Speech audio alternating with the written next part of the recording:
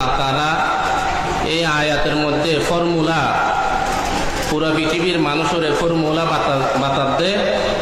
মোমেন বন্দা বান্দি ইতারা দুইয়ান হাম আর ওনারা দুইয়ান হাম একখান হামন দিকে ইমানের ঠিক গরম আর একখান হামন দিকে আমলের বানন এই দুইজন হাম গললে আল্লাহ তাআলা নিজেই ঘোষণা দিতে যাতে ফালানুহিয়ান্নাহু হায়াতান তাইয়্যিবা আল্লাহ তাআলা ইরশাদ করতে তোরা ঈমানরে এবং আমলরে বানো আয় তোরা আল্লাহর জান্নাতর সুন্দর করজম আর ওনারা যদি আর ঈমান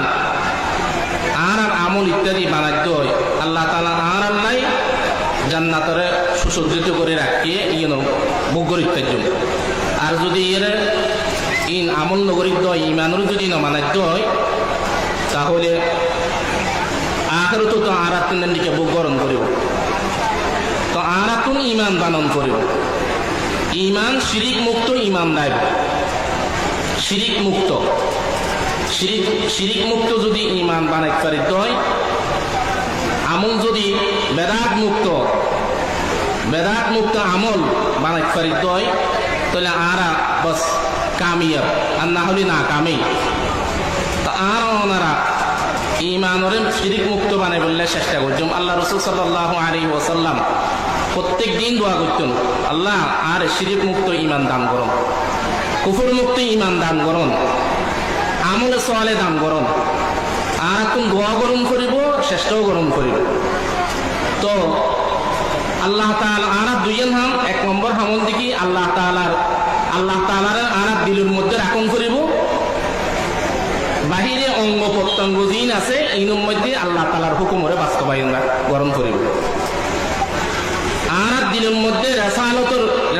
রাখুন করিব মুহাম্মদুর রাসূলুল্লাহ আর অঙ্গ প্রত্যঙ্গ বাহিরে চলাফেরা উঠা বসা ইনোর মধ্যে মুহাম্মদুর রাসূলুল্লাহর মহাব্বতরে বাস্তবায়ন গ্রহণ করিব দিলের মধ্যে উলুহিয়তের মহাব্বত বাহিরে উলুহিয়তের তাকাজা একত্ববাদের তাকাজা দিলের মধ্যে রিসালতের মহাব্বত বাহিরে মুহাম্মদুর রাসূলুল্লাহ সাল্লাল্লাহু আলাইহি ওয়াসাল্লামের তাকাজাকে পূরণ গ্রহণ করিব তো আমল দুইজন একখান দিকে ইমান বানন আর কোন দিকে আমল বানন ইমানের পরে আমল কি নামাজ এক নম্বর নামাজের ধরন